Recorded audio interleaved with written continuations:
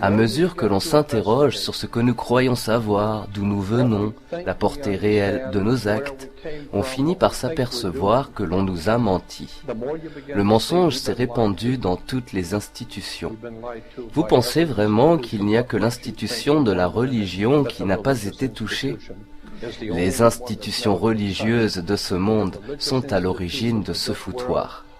Les institutions religieuses de ce monde sont établies par ces mêmes individus qui décident de votre gouvernement, de votre éducation corrompue et de la mise en place des cartels bancaires internationaux.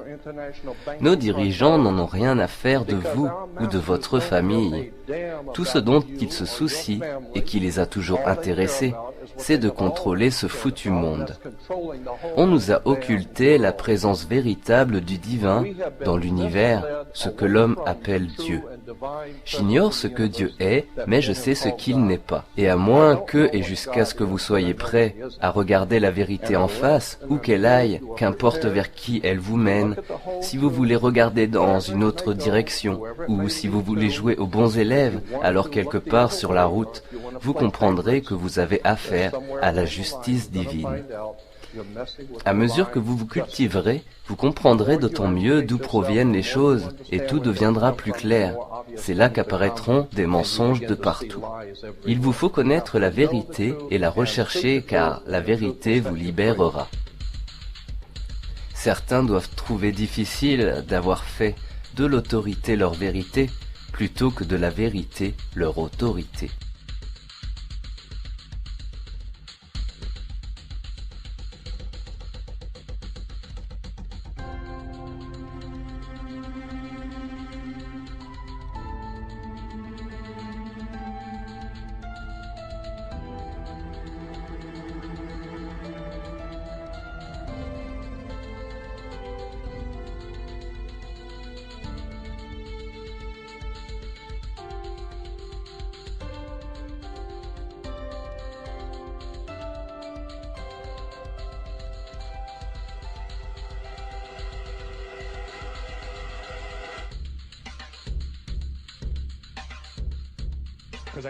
Car en vérité, je vous le dis, je dois vous dire la vérité. Quand il s'agit de foutaise, du plus grand concours de foutaise de tous les temps, vous devez vous incliner devant l'éternel champion de toutes les fausses promesses et déclarations exagérées, la religion.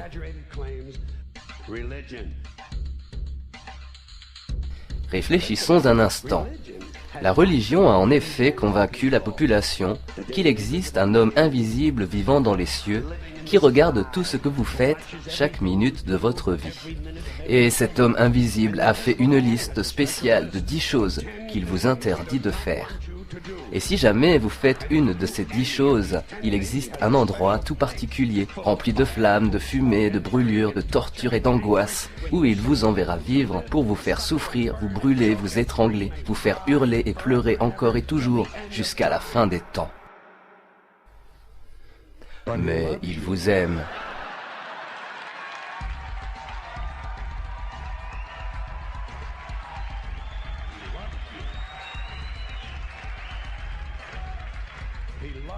Il vous aime et il a besoin d'argent. Il a toujours besoin d'argent.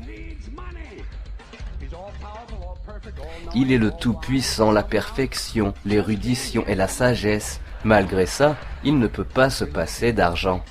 La religion amasse des milliards de dollars. Elle n'est pas soumise à l'impôt, mais elle a toujours besoin d'argent. Si ce n'est pas un ramassis de conneries toute cette histoire, nom de Dieu.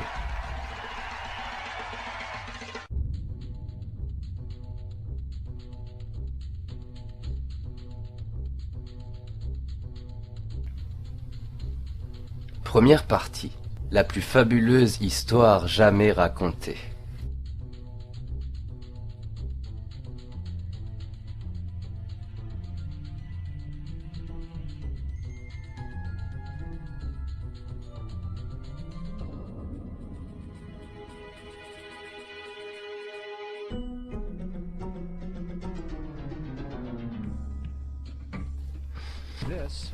Voici le soleil. Depuis 10 000 ans avant Jésus-Christ, l'histoire abonde en gravures et écrits témoignant du respect et de l'adoration des peuples devant cet objet. Il est facile de comprendre pourquoi. Chaque matin, le soleil se lève apportant la visibilité, la chaleur et la sécurité, tenant l'homme à l'abri du froid, de l'obscurité, des prédateurs nocturnes. Sans ça, les cultures ne pousseraient pas et la vie sur la planète serait impossible. Ces réalités font du soleil l'élément le plus adoré de tous les temps. De la même manière, l'homme était très sensible aux étoiles. Le repérage des étoiles lui permettait de reconnaître et d'anticiper les événements qui s'étendaient sur une longue période, tels que les éclipses ou les pleines lunes. À tour de rôle, il a répertorié les ensembles célestes que nous connaissons maintenant sous le nom de constellations. Voici la croix du zodiaque, un des plus anciens concepts imagés de l'histoire de l'humanité. Elle représente le passage du Soleil à travers les 12 constellations principales tout au long de l'année, les 12 mois, les 4 saisons, les solstices et les équinoxes. Le terme zodiaque englobe le fait que les constellations étaient anthropomorphiques ou personnifiées avec des formes ou des animaux. Autrement dit, les premières civilisations ne se contentaient pas de suivre le soleil et les astres, elles les personnifiaient avec des mythes complexes, mettant en scène leurs mouvements et leurs relations. Le soleil, fort de ses qualités qui donnent la vie et la préservation, symbolisait la représentation du Créateur invisible ou Dieu. Le soleil de Dieu, la lumière du monde, le sauveur de l'humanité. De plus, les 12 constellations représentent les lieux de passage du soleil de Dieu. Elles sont identifiées par des noms correspondant aux éléments naturels qui sont survenus durant cette période de temps. Par exemple, le Verseau, le verseur d'eau, celui qui apporte les pluies au printemps.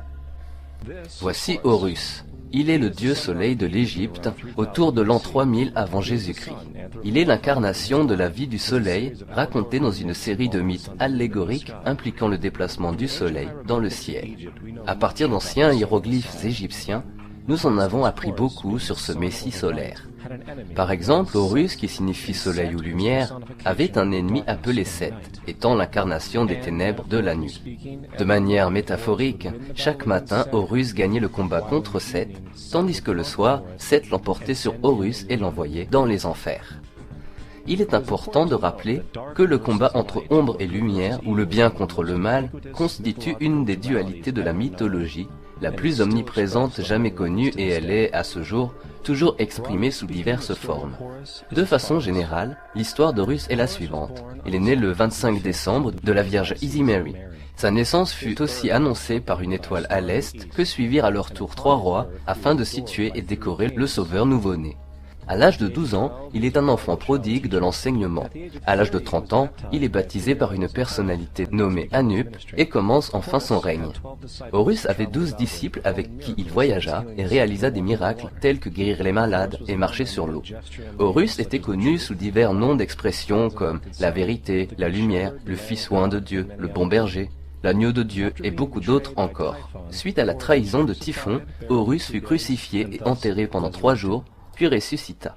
Les caractéristiques d'Horus, qu'elles soient originelles ou pas, semblent avoir imprégné beaucoup d'autres cultures du monde, car il s'avère que beaucoup d'autres dieux possèdent la même structure mythologique dans son ensemble. Attis, en Phrygie, est né d'une vierge nommée Nana le 25 décembre, crucifié et placé dans une tombe, puis ressuscité 3 jours après. Krishna, en Inde, né d'une vierge nommée Devaki, avec une étoile à l'ouest signalant sa venue, réalisa des miracles avec l'aide de ses disciples et fut ressuscité après sa mort. Dionysos, en Grèce, né d'une vierge le 25 décembre, était professeur voyageur. Il réalisa des miracles tels que changer l'eau en vin. On y fait référence en tant que le roi des rois, le fils unique du Père, l'alpha et l'oméga et beaucoup d'autres. À sa mort, il fut également ressuscité. Mithra, en Perse, né d'une vierge le 25 décembre, avait 12 disciples et accomplissait des miracles. À sa mort, il fut enterré pendant 3 jours, puis ressuscité. On y fait référence dans les expressions comme la vérité, la lumière et beaucoup d'autres encore. Il est intéressant de noter que le jour sacré de Mithra était le dimanche. Ceci étant dit, il existe quantité de sauveurs, à différentes époques et partout dans le monde, qui coïncident avec ces traits caractéristiques généraux. Une question revient. Pourquoi ces caractéristiques communes? Pourquoi la naissance un 25 décembre? Pourquoi la mort dure-t-elle 3 jours et s'ensuit une résurrection inévitable? Pourquoi 12 disciples et adeptes? Pour y répondre, analysons les messies solaires les plus récents.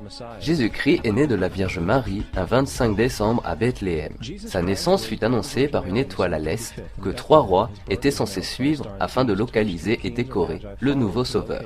Il était enfant professeur à l'âge de 12 ans et à l'âge de 30 ans, il fut baptisé par Jean-Baptiste et ainsi commença son ministère. Jésus avait 12 disciples avec qui il voyagea, accomplissait des miracles tels que guérir les malades, marcher sur l'eau et ressusciter les morts.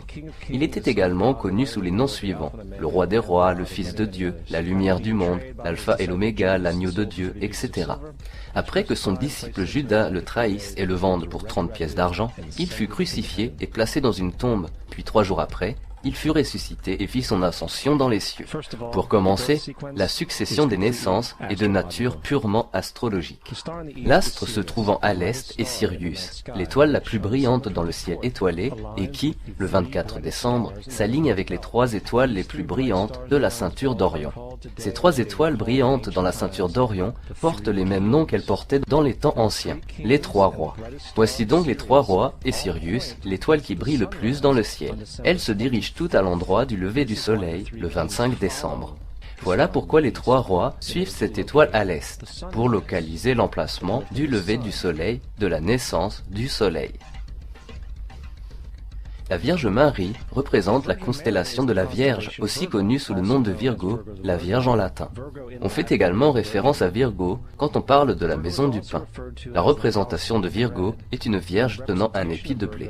Cette maison du pain et le symbole du blé correspondent au mois d'août et septembre, le temps des moissons. Parallèlement, Bethléem peut se traduire en réalité littéralement par la maison du pain. Bethléem fait donc référence à la constellation de la Vierge, une position dans le ciel et non pas sur la terre. Un autre phénomène très intéressant apparaît autour du 25 décembre, c'est-à-dire au solstice d'hiver.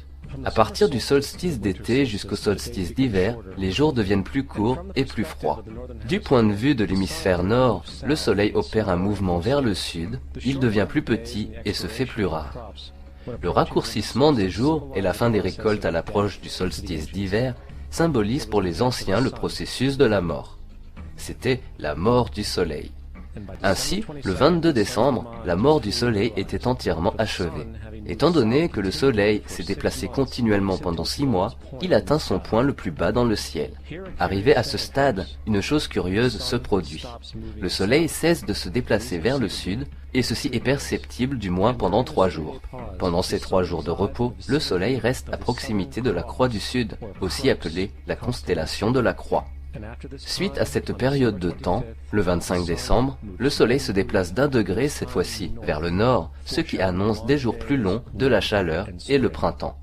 Ainsi il fut écrit: le Fils mort sur la croix est mort pendant 3 jours pour ensuite ressusciter et naître à nouveau.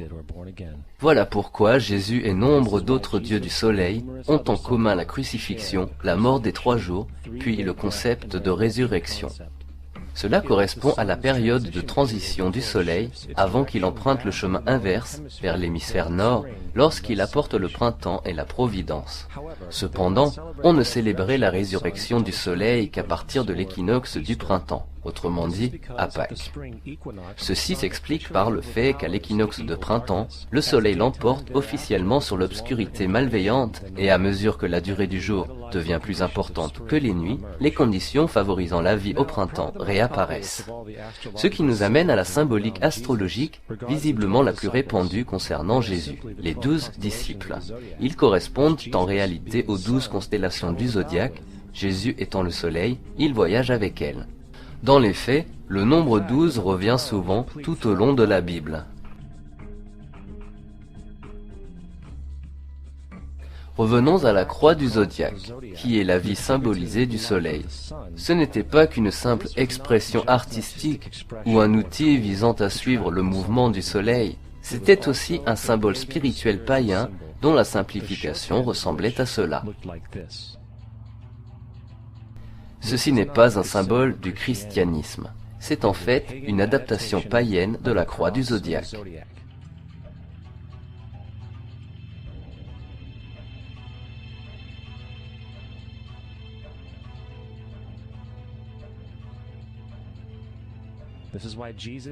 C'est pourquoi, dans l'art culturel ancien, Jésus est toujours représenté avec une croix derrière la tête.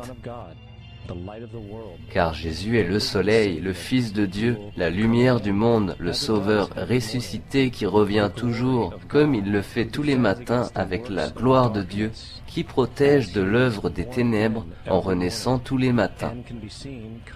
On peut le voir à travers les nuages, dans les cieux, avec sa couronne d'épines, aussi des rayons de soleil.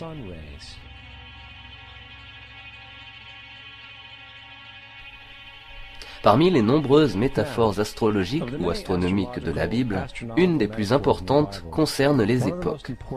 Tout au long des textes sacrés, il existe une quantité considérable de références à l'époque. Afin d'en saisir le sens, il faut se familiariser avec ce phénomène connu sous le nom de précession des équinoxes. L'Égypte ancienne, ainsi que d'autres cultures, bien plus anciennes, ont remarqué que tous les 2150 ans environ, au matin de l'équinoxe de printemps, le lever du soleil se produit sous différents signes du zodiaque selon l'époque. Cela est dû au léger mouvement angulaire que la Terre maintient lors de sa rotation sur son axe. On le qualifie de précession car les constellations vont dans le sens inverse au lieu de réaliser le cycle annuel normal. Le temps nécessaire à la précession pour parcourir les 12 signes est de 25 765 années environ. On l'appelle aussi la Grande Année, et les sociétés anciennes étaient très au courant de ce phénomène. Elles attribuaient à chaque période de 2150 ans une époque ou un âge. De 4300 avant Jésus-Christ à 2150 avant Jésus-Christ se trouvait l'âge du Taureau. En l'an 2150 avant Jésus-Christ à l'an 1 de notre ère, c'est l'âge du Bélier.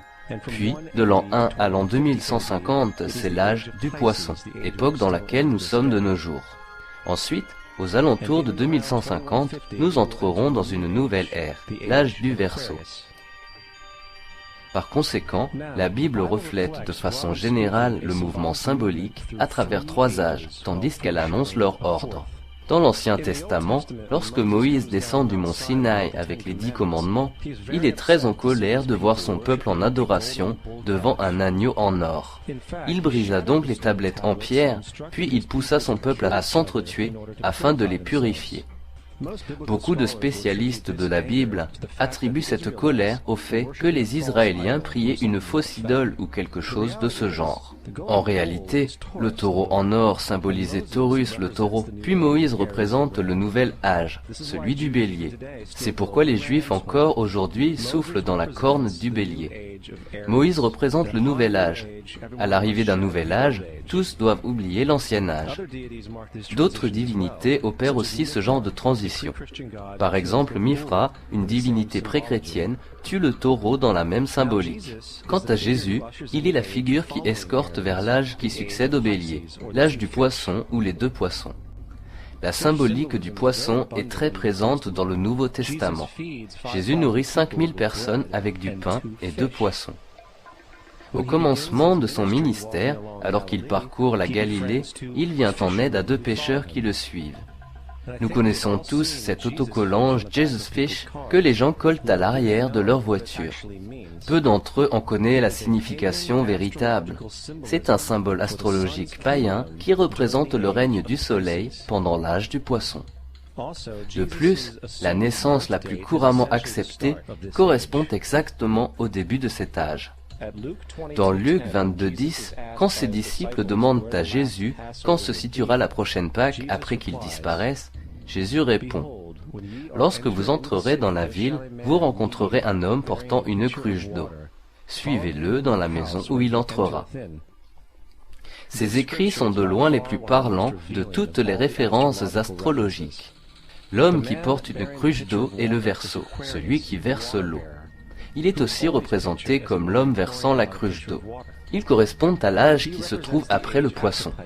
Lorsque le soleil, le Fils de Dieu, sort de l'ère du poisson, Jésus, il entre dans la maison du Verseau, tout comme le Verseau succède au poisson dans la précession des équinoxes.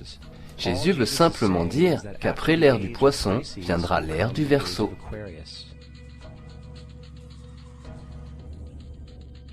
Nous avons tous entendu parler de la fin des temps, de la fin du monde, sans tenir compte de la description imagée dépeinte dans le livre des Révélations. L'essence même de cette idée vient des écrits de Matthieu 28:20 où Jésus dit « Je suis avec vous tous les jours jusqu'à la fin du monde ». Cependant, dans la version du roi Jacques, le mot « monde » est une erreur de traduction parmi tant d'autres. Le mot employé dans le texte original est Aeon, qui veut dire ère. Je suis avec vous tous les jours jusqu'à la fin de cette ère. Ce qui est vrai, car l'incarnation solaire de Jésus en poisson se termine par l'entrée du soleil dans l'ère du Verseau. Le concept entier de fin du temps ou de fin du monde résulte de l'interprétation erronée d'une allégorie astrologique. Allez dire ça aux 100 millions de personnes aux USA qui croient à l'arrivée de la fin du monde. En outre, le personnage de Jésus, résultant d'un mélange littéraire et astrologique, est de manière plus explicite un plagiat du dieu du soleil égyptien Horus. Par exemple, sur les murs du temple de Luxor en Égypte, on retrouve des inscriptions datant de 3500 ans des images de l'Annonciation, de l'Immaculée Conception, de la naissance et de l'adoration d'Horus. Les images commencent par une pensée annonçant à la Vierge Isis qu'elle va mettre au monde Horus, puis Néph, le Saint-Esprit fécondant la Vierge, puis ensuite la naissance de la Vierge et l'adoration. C'est exactement l'histoire du miracle de la conception de Jésus. À vrai dire, les similitudes littéraires entre la religion égyptienne et la religion chrétienne sont édifiantes.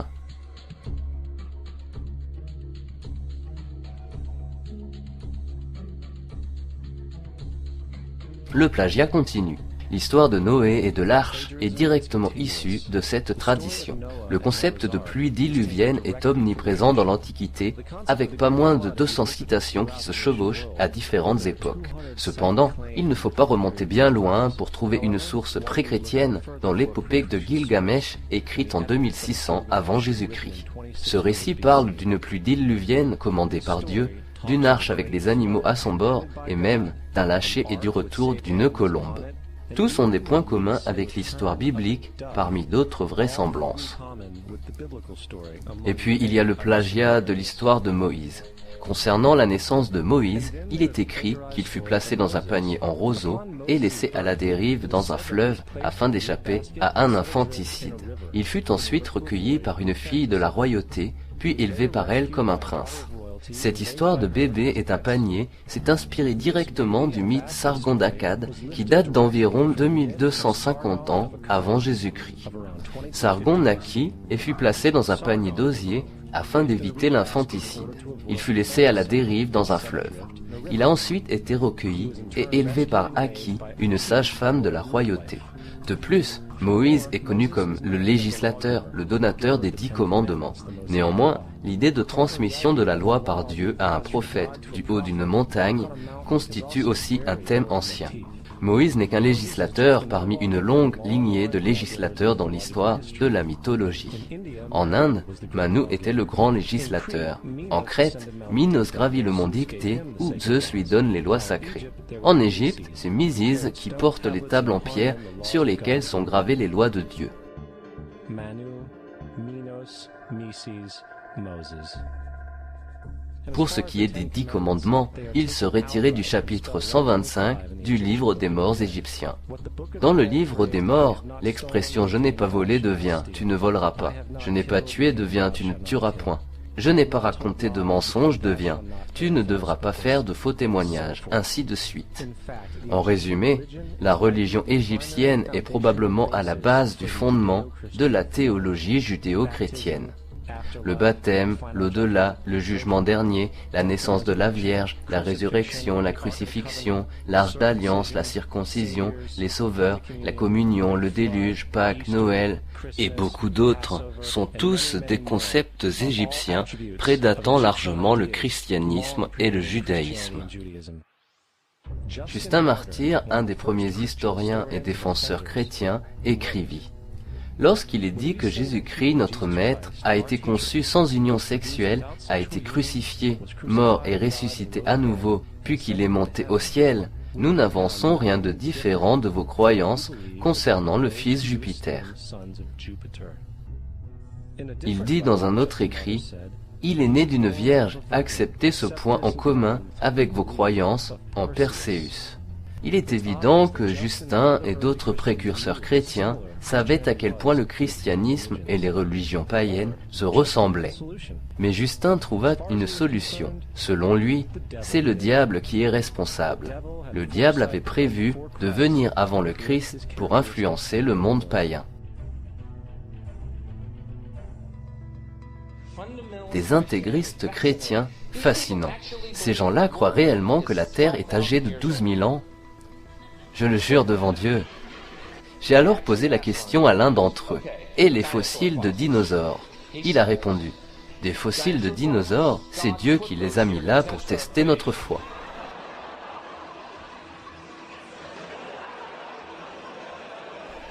Et moi je crois que c'est Dieu qui t'a mis là pour tester la mienne, mec. C'est par où l'arche? La Bible n'est rien de plus qu'un hybride littéraire astrologique ainsi que tous les autres mythes religieux avant elle. En fait, cette transmission d'une caractéristique d'un personnage à un autre est présente dans le livre en lui-même. Dans l'Ancien Testament, on raconte l'histoire de Joseph. Joseph n'était que le prototype de Jésus. Joseph est né d'une naissance miraculeuse, Jésus est né d'une naissance miraculeuse. Joseph avait 12 frères, Jésus avait 12 disciples. Joseph fut vendu pour 20 pièces d'argent, Jésus fut vendu pour 30 pièces d'argent. Frère Judas suggère de vendre Joseph, disciple Judas suggère de vendre Jésus. Joseph commença son œuvre à l'âge de 30 ans, Jésus commença son œuvre à l'âge de 30 ans. Les coïncidences se poursuivent encore et encore. En plus de cela, y a-t-il déjà eu une seule preuve non biblique de quelqu'un vivant sous le nom de Jésus, fils de Marie, voyageant avec 12 adeptes, guérissant la population ou autre? Il y avait une grande quantité d'historiens qui vivaient sur et autour de la Méditerranée, soit pendant, soit vite après l'existence supposée de Jésus. Combien parmi eux relatent l'existence de ce personnage? Pas un seul. Pourtant, pour être juste, ça ne veut pas dire que les défenseurs du Jésus historique n'ont pas prétendu le contraire. Il existe 4 historiens auxquels on fait référence pour justifier de l'existence de Jésus. Pline le Jeune, Suétonius et Tacitus sont les 3 premiers. Chacune de leurs inscriptions se limite au mieux à quelques mots. Elles font uniquement référence à Christus ou au Christ, qui en réalité n'est pas un nom, mais un titre. Cela signifie « loin de Dieu », personne qui a été consacrée. La 4e source est Joséphus.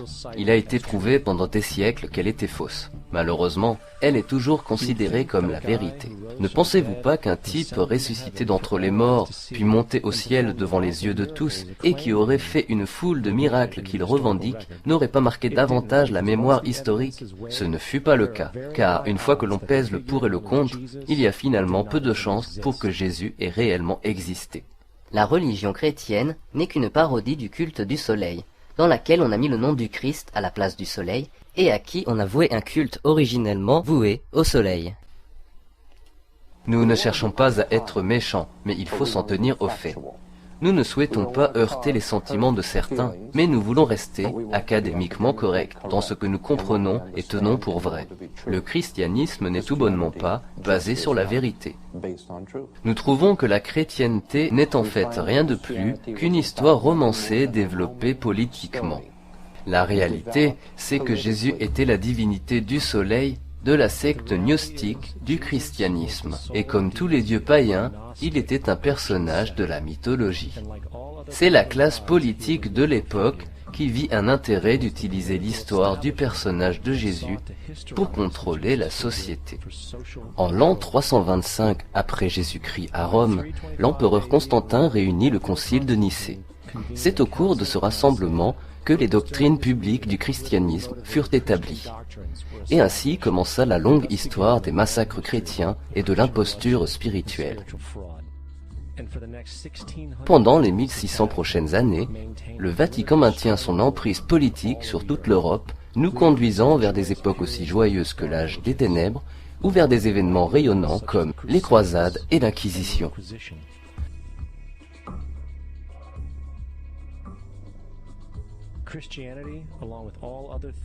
Le christianisme, ainsi que d'autres systèmes de croyances théologiques, sont des impostures de l'histoire.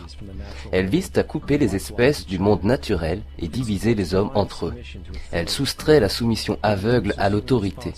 La religion ne réformera jamais l'humanité car la religion, c'est l'esclavage. Elle réduit la responsabilité de l'homme au fait que Dieu contrôle tout et qu'en échange, d'atroces crimes sont justifiés au nom de projets divins. Plus important encore, il donne le pouvoir à ceux qui connaissent la vérité et utilisent le mythe afin de manipuler et contrôler les sociétés. Le mythe religieux est un des dispositifs les plus puissants jamais créés et sert de terrain psychologique sur lequel d'autres mythes peuvent s'enraciner.